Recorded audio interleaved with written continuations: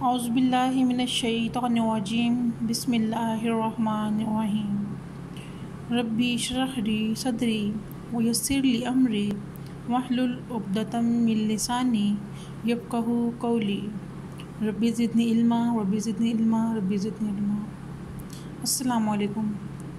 ہاں جی طالبات، آپ کیسی ہیں؟ امید ہے آپ سب خیریت سے ہوں گے۔ تو بیٹا اب یہ ہے آج آپ کا عربی آپشنل کا لیکچر۔ جیسا کہ ہم نے سب سے پہلے اپنی احادیث کو شروع کیا، پہلے ہم نے جو ہے وہ 3 احادیث دیکھی تھیں۔ آج ہم انشاءاللہ اپنے بقیہ احادیث کو کر کے اپنے اس حدیث کے حصہ کو مکمل کریں گے۔ تو بیٹا میں یہ آپ سے پھر سے کہنا چاہوں گی کہ آپ اپنی احادیث جو کہ انتہائی آسان، پڑھنے میں انتہائی آسان، یاد کرنے میں بہت ہی آسان ہیں، ان میں ذرا بھی مشکل نہیں ہے اور یہ آپ کو بے شمار جو ہے وہ نمبر بھی دیں گی۔ تو بیٹا آپ ان کو کوشش کریں کہ آپ ساتھ ساتھ ان کو لفظی ترجمہ یاد کریں اور پھر ان کا جو ہے وہ محاورہ ترجمہ یاد کریں۔ آپ دیکھ رہے ہیں، آپ نے پہلے بھی احادیث کو دیکھا کہ 2 سے 3 لائنوں پر مشتمل بیٹا یہ آپ کی احادیث ہیں، مگر یہ 2 سے 3 لائنوں پر مشتمل احادیث آپ کو نمبر کتنے دے رہی ہیں؟ 20 نمبر۔ اور یہ بات بھی آپ اپنے ذہن میں رکھیں کہ اگر آپ نے یہ چھوٹی سی احادیث جو ہیں آپ کے کورس کا جو حصہ ہیں، آپ ان کو ایز اٹ از جیسا کہ موجود ہیں آپ اس کو یاد کر لیتی ہیں تو بیٹا آپ کو 20 میں سے 20 نمبر بھی اس میں سے مل جاتے ہیں۔ تو اپنی بہترین کوشش کریں کہ آپ اس کو بہت اچھے سے جو ہے وہ یاد کریں۔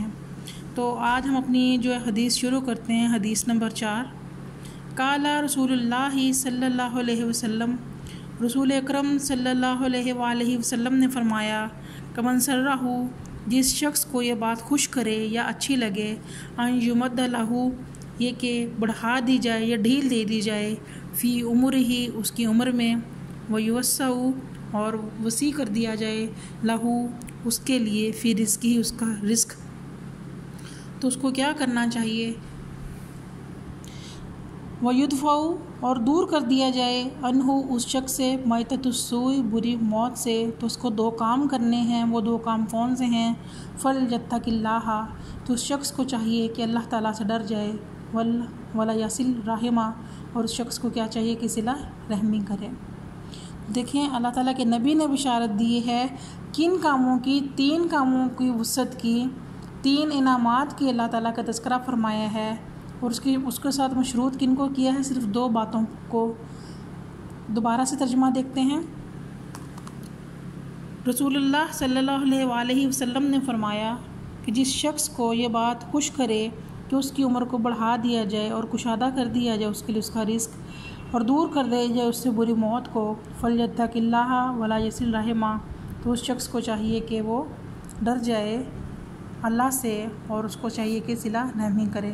اللہ سے ڈرنا کیسا ہے اس کو آپ یہ دیکھیں مختصر طور پہ کہ اللہ تعالیٰ سے ڈرنا ایسا ہے کہ وہ کام جن کے کرنے کا اللہ تعالیٰ نے حکم دے دیا، جو اچھے کام ہیں، جائز ہیں، آپ کے کرنے کے لیے حلال ہیں، آپ کا دل ان پر ذرا سا بھی نہیں کھٹکتا، آپ کو کوئی شک و شبہ بھی نہیں ہے کہ اگر کسی کو پتہ چلے گا اس کام کے بارے میں تو کوئی شخص میرے بارے میں کیسی رائے کو قائم کرے گا، اور ہر ایسا کام جس کو کرنے کے بعد آپ مطمئن ہیں ان کاموں کو کر لینا چاہیے۔ اور اللہ سے ڈرنے کا مطلب کیا ہے کہ ان تمام کاموں سے باز رہنا جن سے اللہ تعالیٰ نے بچنے کا ہمیں حکم دے دیا، جن کاموں کو ہمارے لیے منع فرما دیا، وہ کام جو ہمارے لیے جائز نہیں ہیں، حرام ہیں، ناجائز ہیں، یا وہ کام جن کو کرنے سے ہمارا دل کھٹکتا ہے کہ اگر میں نے ایسا کیا تو لوگ مجھے کیا کہیں گے، میرے گھر والوں کو پتہ چلا تو وہ مجھے میرے بارے میں کیا کہیں گے۔ تو ایسے تمام کام جو دل میں کھٹکا پیدا کریں تو ان کاموں سے بچ جانا کیا ہے؟ اللہ تعالیٰ سے ڈر جانا۔ دوسری بات اللہ کے نبی نے کیا بیان فرمائی؟ اور صلہ رحمی کرے۔ صلہ رحمی کرنے یعنی رشتوں کو جوڑنا۔ اللہ تعالیٰ کے نبی نے فرمایا کہ لا يدخل الجنہ قاطع، کہ قطع رحمی کرنے والا ہرگز جنت میں داخل نہیں ہوگا۔ تو قطع رحمی کرنا کیا ہے؟ ہمارے رشتہ دار، ہمارے عزیز و اقارب، ہمارے دوست احباب، اصل میں صلہ رحمی کا تعلق جو ہے وہ رشتہ داروں کے ساتھ ہے، قرابت داروں کے ساتھ۔ وہ رشتہ دار جن کے ساتھ ہمارے معاملات اچھے ہیں، ہمارے کوئی آپس میں رنجش نہیں، کوئی ذاتی مفاد کی وجہ سے جھگڑا نہیں ہوا، آپس میں کوئی فساد نہیں ہے، تو ان کے ساتھ ہمارے یقیناً معاملات اچھے ہوں گے۔ مگر ایسے رشتہ دار جن کے ساتھ ہماری کسی وجہ سے لڑائی ہو گئی، جھڑپ ہو گئی، کسی کو ہماری کوئی بات ناگوار گزری یا ہمیں کسی کی بات کوئی ناگوار گزری، تو ایسی رنجش کی وجہ سے ایک دوسرے کو نہ بلانا اور ایک دوسرے سے سلام تک لینا گوارا نہ کرنا کیا کہلاتا ہے؟ قطع رحمی کرواتا ہے۔ تو اللہ تعالیٰ نے فرمایا اپنی قسم کھا کر کہ جو کوئی صلہ رحمی کو جوڑے گا میں اس کو جوڑوں گا، اور جو شخص جو ہے وہ اس کو توڑے گا میں اس کو توڑوں گا۔ تو اللہ تعالیٰ نے اپنے انعامات جو عمر کو بڑھا دینا، رزق کا کشادہ کر دینا، بری موت سے بچانا کس سے مشروط کر دیا؟ اپنے آپ سے ڈرنے کو اور صلہ رحمی کے کرنے کو۔ اللہ تعالیٰ ہمیں صحیح معنوں میں جو ہے وہ اس پر عمل کرنے کی توفیق عطا فرمائے۔ تو بیٹا آپ کی حدیث نمبر 5 ہے، اس کو بھی ہم انشاءاللہ دیکھیں گے۔ قال رسول اللہ صلی اللہ علیہ وآلہ وسلم، اللہ کے رسول صلی اللہ علیہ وسلم نے ارشاد فرمایا، لا يدخل الجنہ، کہ نہیں داخل ہوگا جنت میں، من کانا، ایسا شخص کی ہو، فی قلبہ، اس شخص کے دل میں، مثقال حبۃ من کبر، ذرہ برابر بھی، دانے کے برابر کبر، غرور ہو۔ فقال رجل، تو پس ایک آدمی نے کہا کہ ان الرجل، کہ بے شک آدمی، یحب، پسند کرتا ہے، ان یکون، یہ کہ ہو، ثوبہ، اس کا لباس، حسنا، اچھا، ونعلہ، اور اس کا جوتا، حسنا، اچھا، یعنی آدمی کا پہننا اوڑھنا جو ہے وہ خوبصورت ہو، ہر شخص اس بات کو پسند کرتا ہے۔ تو اس کا جواب میں اللہ کے نبی نے کیا بیان فرمایا؟ قال، فرمایا رسول اللہ صلی اللہ علیہ وآلہ وسلم نے، انا جمیل، کہ بے شک اللہ تعالیٰ خوبصورت ہے، یحب الجمال، اور وہ خوبصورتی کو پسند کرتا ہے۔ الکبر، غرور کیا ہے؟ باطر الحق، حق کو رد کر دینا، وغمت الناس، اور لوگوں کو حقیر سمجھنا۔ اس حدیث کو سمجھنے کی کوشش کریں کہ اللہ تعالیٰ کہہ رہے ہیں کہ جنت میں انسان نماز، روزہ، زکوٰۃ اور حج کے ادا کرنے سے داخل نہیں ہوگا۔ کچھ معاملات ایسے ہیں جن کو اللہ تعالیٰ نے اپنے بندوں کے ساتھ مشروط کر دیا۔ اللہ تعالیٰ نے انسان کو بنی آدم بنایا، پھر اس کو عزت اور توقیر بخشی، پھر انسانوں سے بھی اس کا مطالبہ کیا کہ جس توقیر اور عزت کا یہ شخص حقدار ہے اس کو اسی کے مطابق جو ہے وہ عزت دی جائے۔ اللہ کے نبی نے فرمایا کہ جنت میں کوئی ایسا شخص بھی داخل نہیں ہوگا جس کے دل میں رائی کے دانے کے برابر بھی غرور ہوگا۔ رائی کا دانہ آپ سمجھتے ہیں کتنا ہوگا؟ ذرہ برابر، یعنی کہ جو عام آنکھ اس کو اتنی جلدی جو آپ کی آنکھ کی گرپ میں نہیں ہوا تھا، اس کو دیکھنے سے پتہ چلتا ہے یہ کیا ہے۔ تو کسی صحابی نے سوال کیا کہ یا رسول اللہ، کہ آدمی اس بات کو پسند کرتا ہے کہ وہ اچھا پہنے، اچھا اوڑھے، تو کیا یہ بات تکبر میں آتی ہے؟ تو اللہ تعالیٰ کے نبی نے کیا بیان فرمایا کہ نہیں، یہ تکبر نہیں ہے، اللہ بے شک اللہ خوبصورت ہے، اللہ خوبصورتی کو پسند کرتا ہے۔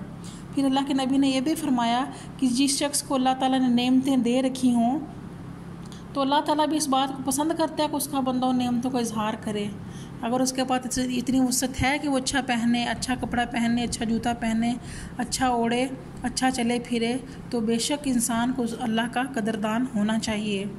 بلکہ غرور کیا ہے؟ اچھا لباس پہننا، اچھا جوتا پہننا، اچھا اوڑھنا بچھونا غرور نہیں ہے۔ اصل میں غرور کیا ہے کہ باطر الحق، حق بات کو رد کرنا، جب بھی تمہارے مقابل میں حق آ جائے اور اس بات سے جو انحراف کرنا، نظر انداز کرنا، یہ غرور ہے۔ وغمت الناس، اور لوگوں کو حقیر سمجھنا، یعنی اگر آپ مثال کے طور پر اگر اللہ تعالیٰ نے آپ کو جاؤ مال دیا، دولت دی، اچھا کھانے کو دیا، اچھا پہننے کو دیا، تو اس کے برعکس وہ لوگ جو اتنا اچھا اور کھانا اور پہننا جو ہے وہ اختیار نہیں رکھتے، تو آپ سمجھیں کہ اس کے پاس کیا ہے، یہ میرے مقابلے میں کیا ہے، یا میں اس کو کیا سمجھتا ہوں، یا یہ میرا کیا کر لے گا۔ تو کسی دوسرے شخص کے بارے میں ایسی رائے قائم کرنا کہ یہ میرا کر ہی کیا سکتا ہے، اس کے پاس اتنی طاقت کہاں، یہ اصل میں اپنے آپ کو برتر اور دوسرے کو کمتر سمجھنا ہے۔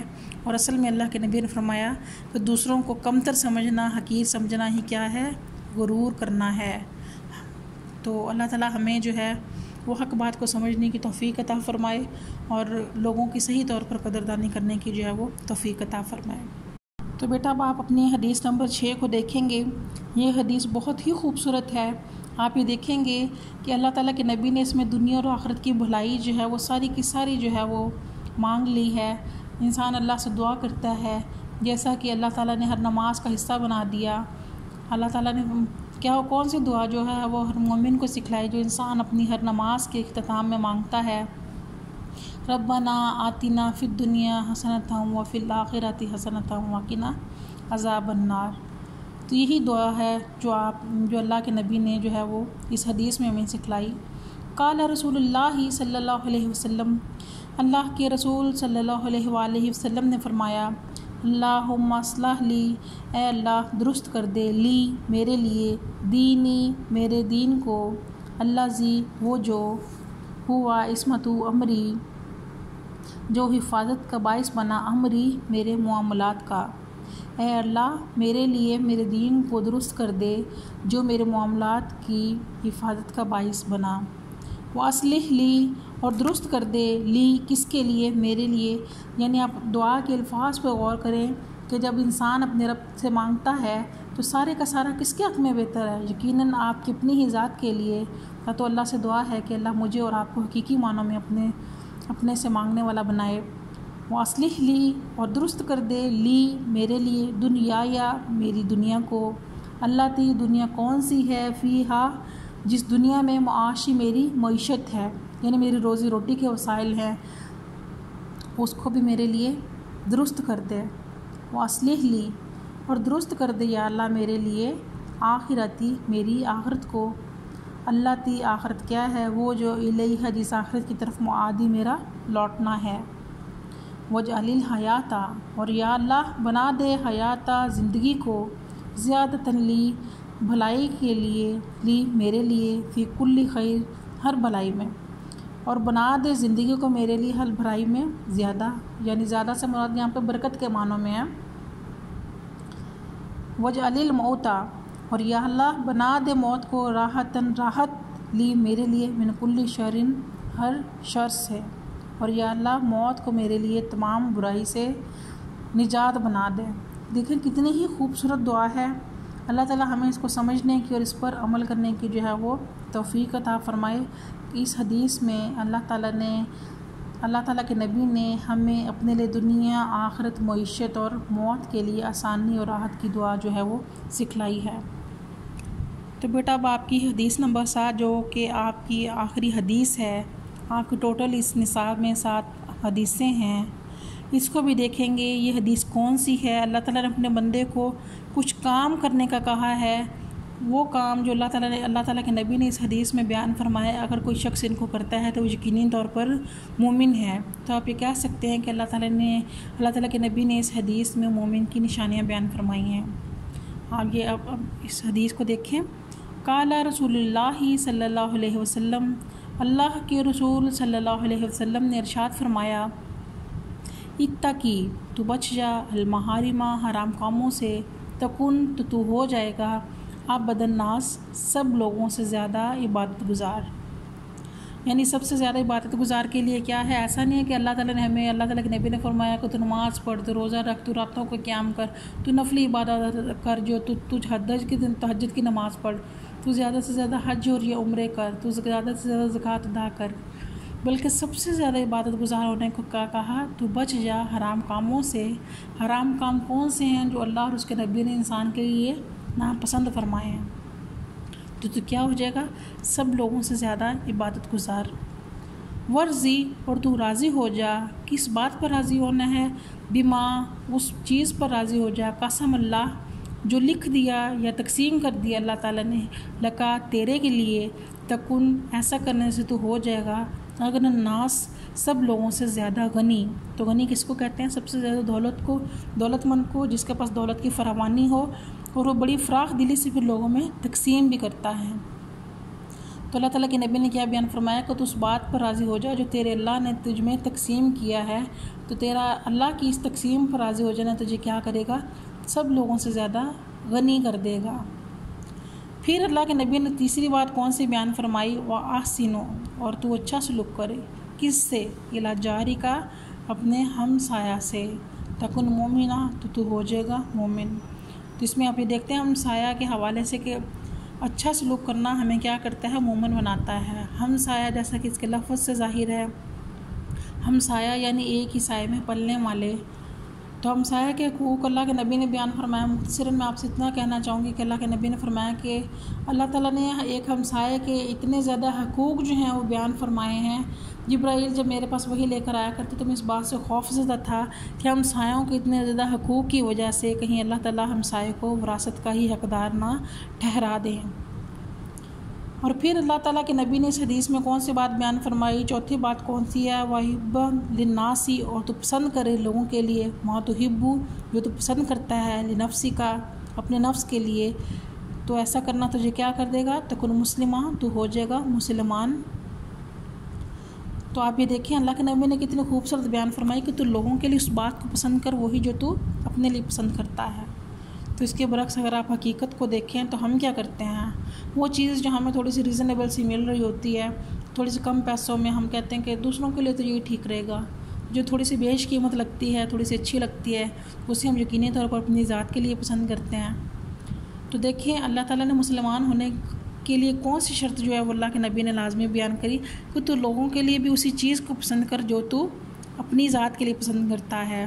تو پسند کی اس قسم کے حوالے سے وہ چیزوں کے اعتبار سے بھی پسند ہو سکتی ہے، وہ معاملات کے حوالے سے بھی ہو سکتی ہے، وہ رویے یا سلوک کے حوالے سے بھی ہو سکتی ہے کہ دوسروں کے ساتھ ویسا رویہ اختیار کیا جائے جو آپ اپنی ذات کے لیے پسند کرتے ہیں۔ اگر آپ کسی دوسرے کی تحقیر کرتے ہیں تو پھر جب آپ کی تحقیر کی جائے تو پھر آپ اس کو برا نہیں جو ہے وہ کہیں گے۔ تو اگر آپ اپنے لیے تحقیر کو کرنا ناپسند کرتے ہیں تو پھر یقینی بات ہے کہ آپ کسی دوسرے کی بھی تحقیر و تذلیل نہیں کریں گے، اسے بھی وہی درجہ یا مقام دیا جائے گا جو آپ اپنی ذات کے لیے پسند کرتے ہیں۔ پھر آخری بات اور بڑی اہم بات جو اللہ کے نبی نے اس حدیث میں بیان فرمائی، وَلَا تُكْثِرِ الضَّحْكَ، اور تو زیادہ نہ ہنس، فَإِنَّ كَثْرَةَ الضَّحِكِ، بس بے شک ہنسی کی کثرت تُمِيتُ الْقَلْبَ، دل کو مردہ کر دیتی ہے۔ بہت ہی خوبصورت بات ہے۔ اس کو جو ہے وہ آپ اپنی روزمرہ زندگی میں بھی دیکھتے ہوں گے کہ بعض اوقات انسان جو ہے وہ ہنستا چلا جاتا ہے بے وجہ، بغیر کسی بات کے۔ ہنسنے کو دل چاہتا ہے تو آپ ہنستے ہی چلے جاتے ہیں، ہنستے ہی چلے جاتے ہیں۔ تو جب آپ خوش ہو جاتے ہیں نا، آپ اپنی مرضی سے خوش ہونے کے بعد بھی آپ پر ایک ایسا وقت آتا ہے کہ آپ بہت زیادہ ہنسنے اور بہت زیادہ خوش ہونے کے باوجود بھی خوش نہیں ہو پاتے۔ پھر وہ صورتحال کون سی ہوتی ہے کہ یکدم جو ہے وہ آپ کا دل اداس ہو جاتا ہے، افسردہ ہو جاتا ہے، بغیر کسی وجہ کے، بغیر کسی معنی کے، حتیٰ کہ بعض اوقات آپ کو خود سمجھ نہیں آ رہی ہوتی کہ میرے ساتھ ایسا کیوں ہے۔ اور پھر اس لمحہ آپ کا دل کرتا ہے کہ آپ کسی تنہائی کے گوشے میں بیٹھ کر خوب جی بھر کے رو لیں، اتنا روئے کہ کوئی آپ کو چپ کروانے والا بھی نہ ہو۔ آپ روئیں، زار زار روئیں، اور رونے کے بعد جب آپ خود سے اپنے دل کا بوجھ تھوڑا سا ہلکا محسوس کرتے ہیں تو آپ خاموش ہو جاتے ہیں۔ تو میرے خیال میں یہ وہی کیفیت ہے جس کو اللہ تعالیٰ کے نبی نے اس حدیث میں بیان فرمایا کہ تو زیادہ نہ ہنس، کیونکہ زیادہ ہنسی دلوں کو مردہ کر دیتی ہے۔